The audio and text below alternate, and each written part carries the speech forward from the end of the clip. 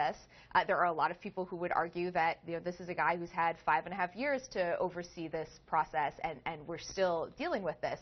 But the White House would be in a position of having a really tough confirmation hearing in a midterm election year on an issue that is becoming deeply political, and I think they're weighing that concern as well. That is their view, and it's pathetic.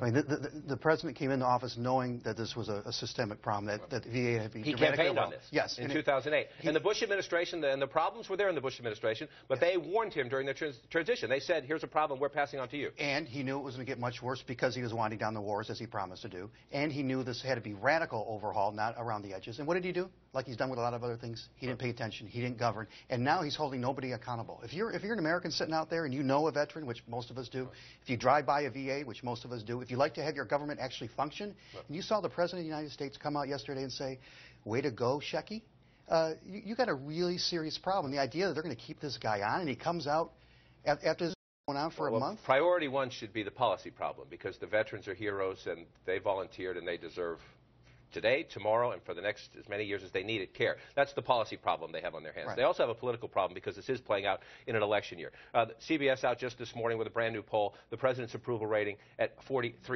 I was talking to a lot of Democrats yesterday who say that they believe this, especially because it comes after healthcare.gov and some other problems for the administration, that this is a break on him changing that number. That when people look at Washington, they see this dysfunction, how is his approval rating going to go up? And so